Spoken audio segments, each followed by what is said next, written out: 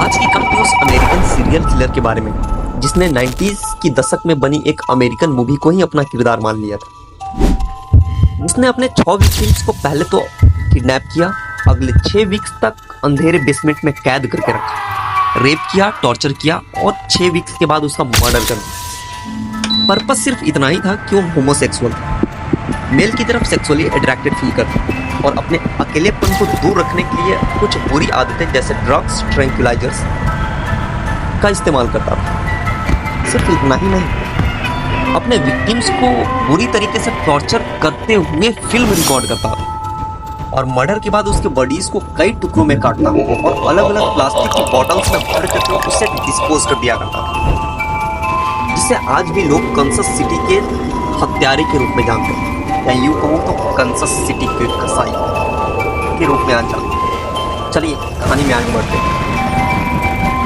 Bardella का जन्म जनवरी 31, 1949 को अमेरिका के ओहियो शहर में हुआ था। इसका पिता इटालियन डिसेंट का था और माँ जर्मन और इंग्लिश डिसेंट की थी। बार्डेला 2 भाई था, पहला बार्डेला और दूसरा डैनियल, जो ठीक उससे 12 साल उम्र में छोटा था।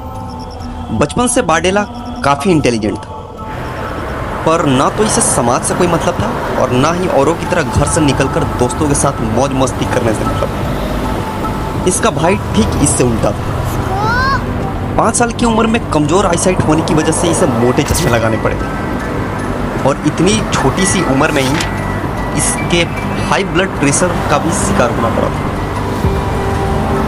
इसके पिता रोमन कैथोलिक थे और उन्हें काफ़ी स्पोर्ट्स में रुचि और दिलचस्पी हुआ करती थी, जिसकी वजह से अक्सर बार्डेला को शारीरिक और मानसिक उत्पीड़न का शिकार होना पड़ता था। कभी कभी तो चमड़े की बेल्ट से भी इसे मार पड़ती थी, क्योंकि ना तो वह डैनियल की तरह खेलने में अच्छा था और ना ही सामाजिक मेल मिलाप में अच्छा था। लेकिन पढ़ाई में बार्डेला काफ़ी होनहार था, भले ही इसके टीचर्स को इससे पढ़ाने में काफ़ी तकलीफ होती थी। शायद इसलिए क्योंकि बार्डेला स्कूल में अक्सर बच्चों की तरह कम ध्यान देता था, क्योंकि उसे अक्सर बच्चे परेशान किया करते थे, जिसकी वजह से बार्डेला काफ़ी अकेलापन महसूस करता था, जिसकी वजह से शायद किसी और से बातचीत भी करना उसने छोड़ दिया था। 14 से 15 साल की उम्र में बार्डेला को यह पता चल चुका था कि वो होमोसेक्सुअल है। शुरुआत में तो बार्डेला ने इस बात को काफ़ी छुपाए रखा, पर कई सालों तक अपने होमोसेक्सुअलिटी को राज रखने की कोशिश के बावजूद बार्डेला की यह राज छुपी नहीं हुई। शुरुआती दिनों में इसकी एक गर्लफ्रेंड भी हुआ करती थी। 16 से 18 साल तक पहुंचते पहुंचते बार्डेला काफ़ी रूड और काफ़ी एग्रेसिव होता। गुस्सा दिखाना, दूसरों का मजाक उड़ाना, खास करके औरतों का, इसकी आदतें बन चुकी थी। सन 1965 को क्रिसमस के मौके पर बार्डेला के परिवार अपने रिलेटिव्स के यहाँ ओहियो शहर में पहुंचे। कुछ रिलेटिव्स के यहाँ घूमने के लिए चले गए, जहाँ 39 साल की उम्र में इसके पिता की एक हार्ट अटैक से डेथ हो गई, जिसके ठीक 2 दिन के बाद बार्डेला खुद वहां ओहियो सिटी में अपने पिता के पास पहुंचा, अपने पिता के दाह संस्कार के लिए। बार्डेला को अपने पिता के जाने का गहरा सदमा लगा, जिसकी वजह से उसने धार्मिक ग्रंथों को पढ़ना शुरू कर दिया, ईश्वर में आस्था बढ़ने लगी। पर अचानक से ये सब खत्म हो गया और उसने यह मान लिया कि ये सारे धर्म पाखंड है, सारे लोग मतलबी हैं। सन 1965 का वो दिन, जिस दिन बार्डेला को एक नोबेल पर बनी मूवी और एडेप्टेशन मिली, जिसको देख करके बार्डेला के दिमाग पे काफ़ी असर हुआ, जिसका एक किरदार एक गुमशुदा परेशान आदमी होता है, जो पहले तो जवान और खूबसूरत दिखने वाली महिलाओं का पीछा करता है और बाद में उसे पकड़कर एक बिना खिड़की वाले पथरीले से बेसमेंट में ले जाता है, जहां वह कई हफ्तों तक तड़पाने के बाद बार्डेला बतलाता है कि यह फिल्म उसके पूरी तरीके से हावी हो गई। उसे कई हफ्तों तक तड़पाने के बाद अक्सर उस मूवी में उस औरत को मार दिया जाता है। यह फिल्म इतनी हावी हो चुकी थी कि बार्डेला इस फीलिंग्स से उभर ही नहीं पाता था। बार्डेला के पिता के डेथ के कुछ ही दिनों के बाद उसकी मां ने फिर से शादी कर दिया, जो बार्डेला के लिए जख्म से कम नहीं था। उसे ऐसा लगा कि उसकी मां ने उसके पिता के साथ गद्दारी की है, जिसकी वजह से वह और भी समाज से कटने लगा और गुमनाम अकेलेपन की जिंदगी गुजारने लगा।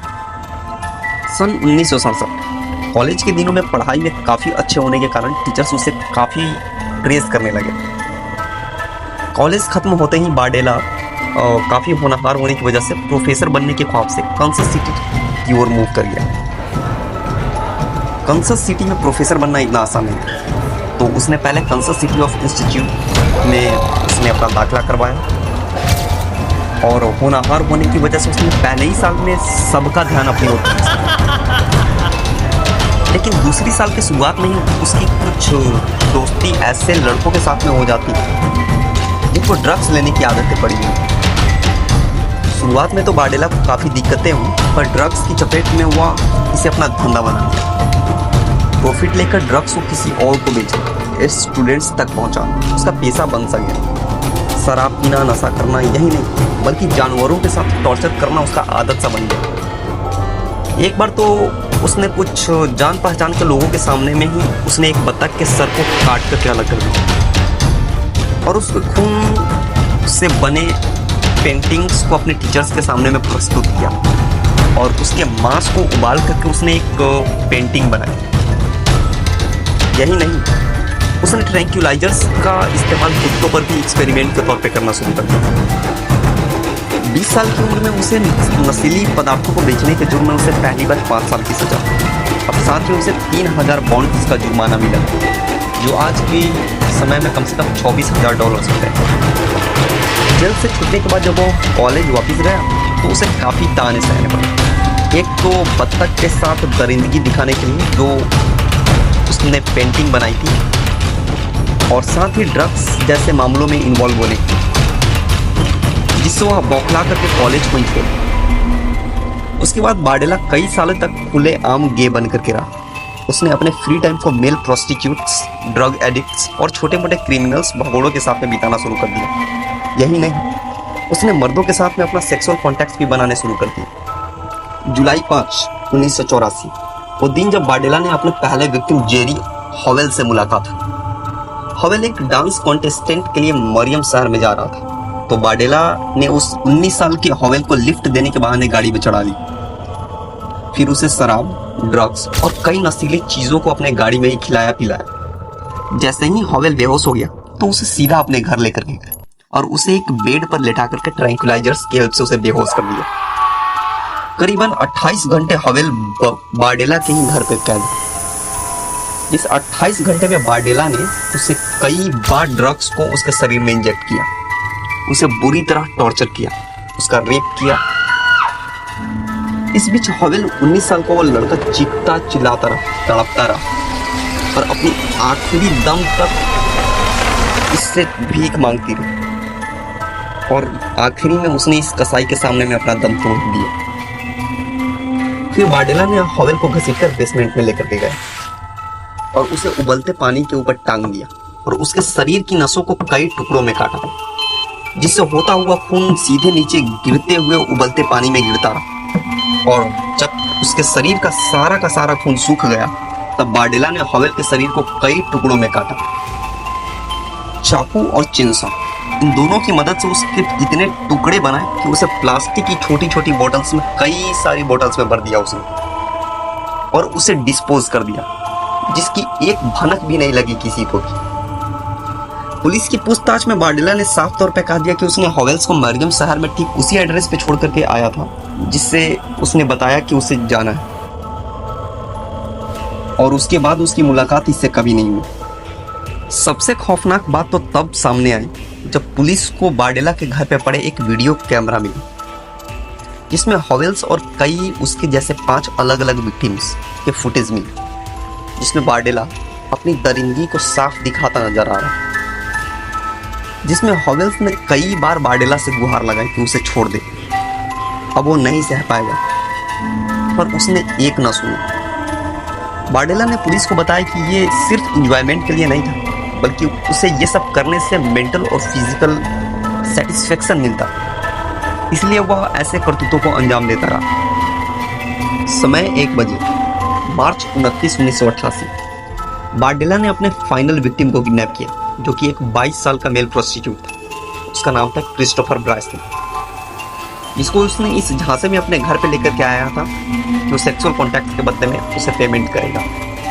जैसे ही बार्डेला के घर पे ब्रायसन आता है, ब्रायसन उसके सर पे जोर से मारता एक मोटे से आयरन के रड से, जिसकी वजह से ब्रायसन बेहोश होकर के बार्डेला के बेड पे ही गिर जाता है। फिर उसे उसी तरीके के टॉर्चर को ना इंड्योर करना पड़ता है जो कि बार्डेला ने अपने पिछली विक्टिम्स के साथ में किया।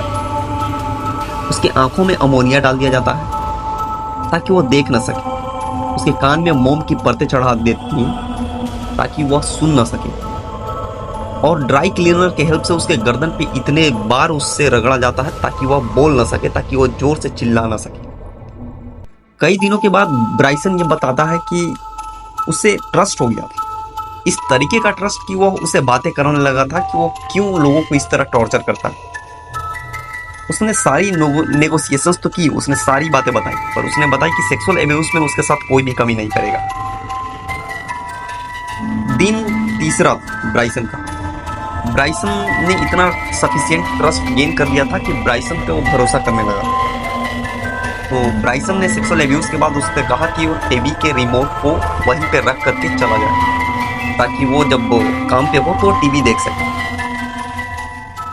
लेकिन वह गलती से एक माचिस का टुकड़ा वहीं पे भूल जाता है, जिस माचिस की तिल्ली से ब्राइसन अपने हैंडकप्स को जला जला करके खोल लेता है रस्सी के टुकड़ों, और तीसरी बिल्डिंग के तीसरी फ्लोर पर से जंप मार करके एक टूटी हुई पैर की हड्डी के साथ में वह दौड़ता हुआ स्ट्रीट्स पे जाता है और पुलिस के पास लोगों से गुहार लगाकर पुलिस के पास पहुंचाने के लिए बोलता है, जिसमें आखिरी में ब्राइसन किसी भी तरह पुलिस स्टेशन पहुंचता है और पुलिस वाले उसकी मदद करते हैं।